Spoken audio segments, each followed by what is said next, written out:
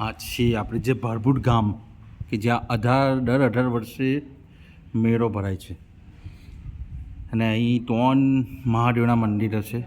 એમાંનું એક આ ભાડેશ્વર મહાદેવ મંદિર છે જે નર્મદા માતાજીના ખાતે જ આવેલું છે. આ મંદિર પણ મહાદેવનું ભાડેશ્વર મહાદેવ મંદિર.